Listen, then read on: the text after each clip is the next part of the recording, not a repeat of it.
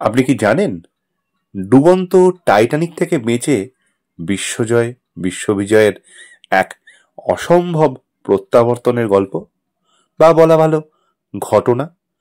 জীবন আমাদের একটাই, আর সেই জীবনের পথ চলা কখনো মসৃণ হয় না, কারোরই হয় না। কখনো ভালোবাসার মানুষ হারিয়ে যায়, কখনো শরীর ভেঙে পড়ে, কখনো আশা মুখ ফিরিয়ে নেয়। আমাদের ভেতরে যখন আলো নিভে আসে, ঠিক তখনই আসে আসল পরীক্ষার সময়। সবকিছু হারিয়ে ফেলেও কেউ কেউ আবার নতুন করে শুরু করতে শেখে। যাদের ভিতরে বেঁচে থাকার ইচ্ছেটাই সবচেয়ে বড় শক্তি। রিচার্ড নরিস উইলিয়ামস ছিলেন এমনই একজন মানুষ। নামটা শুনলেই অনেকে ভাববেন তিনি শুধু একজন টেনিস খেলোয়াড়, কিন্তু বাস্তবে তিনি ছিলেন এক যোদ্ধা। তিনি জীবন যুদ্ধে মৃত্যুকে চোখ রাঙিয়ে বলেছিলেন, আমি এখনো শেষ হইনি। 1912 সালের এপ্রিল মাস। রিচার্ড তার বাবার সঙ্গে টাইটানিকের ফার্স্ট ক্লাস কেবিনে ছিলেন। বিশ্বজুড়ে আলোচিত সেই জাহাজ, যা নাকি কখনোই ডুববে না, তাই নিশ্চিন্তে ঘুমোচ্ছিলেন যাত্রীরা। কিন্তু এক আইসবার্গ সব নিশ্চিন্ততাকে ছিন্ন ভিন্ন করে দিল। হিমশীতল জল চারপাশ ঘিরে ধরেছে, আতঙ্ক, কান্না, চিৎকার, আর ভেতরে এক যুদ্ধ, বাঁচার যুদ্ধ। অদম্য রিচার্ড তখন একের পর এক জীবন বাঁচাতে প্রাণপণ চেষ্টা চালিয়ে যাচ্ছেন। চারপাশে মানুষ মরছে, জাহাজ ডুবে যাচ্ছে, কিন্তু 21 বছরের রিচার্ড অবিচল। এক স্টুয়ার্ডের হোয়াইট স্টার লাইনের দরজা ভাঙলে জরিমানা দিতে হবে, এমন হুঁশিয়ারি অগ্রাহ্য করে আটকে পড়া এক যাত্রীকে দরজা ভেঙেও বাঁচিয়েছিলেন তিনি।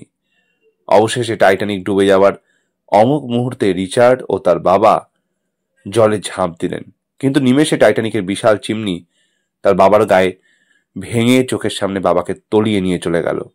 ছেলেটি তখন অবিচল, না কাঁদছিল না চিৎকার করছিল, শুধু বিস্ময়ে আর কোনো পরিস্থিতিতে না মরে বেঁচে থাকার লড়াই। এক ভাসমান আধ ডোবা লাইফ বোটের গায়ে ঝুলেছিল ঘন্টার পর ঘন্টা। ঠান্ডায় জমে গিয়েছিল তার পা।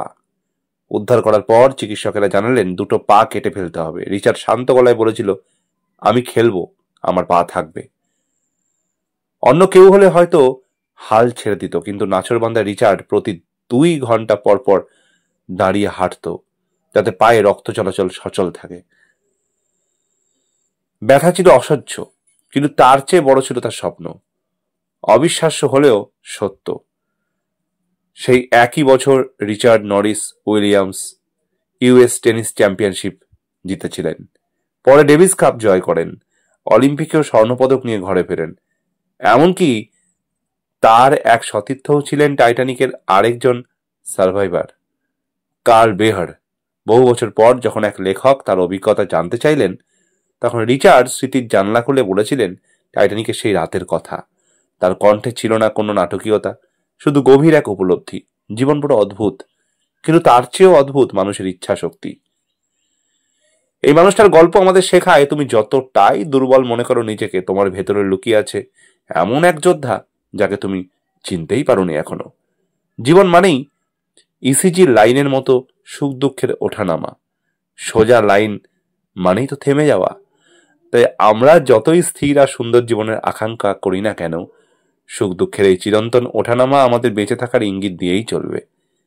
সুখের মুহূর্তগুলো যেমন আমরা তাড়িয়ে তাড়িয়ে উপভোগ করি, ঠিক তেমনি দুঃখের সময় যদি আমরা ভগবান আর নিজেদের উপর বিশ্বাস রেখে শান্ত মাথায় অবিচল থেকে দাঁতে দাঁত চেপে দাঁড়িয়ে থাকতে পারি, তাহলেই আমরা বিজয়ী। কারণ বাঁচা কেবল নিঃশ্বাস নেওয়ার নাম নয়, বাঁচা মানে লড়া, প্রতিদিন নিজের সীমার সঙ্গে, নিজের ভয়ের সঙ্গে। লেখাটির কৃতজ্ঞতা স্বীকার সৈকত বিশ্বাস। ফেসবুকের যে পেজ থেকে আমি এটি সংগ্রহ করেছি সেটি হলো বংডোজ, এবং রামু দত্তের পোস্ট থেকে আমি এটি সংগ্রহ করেছি।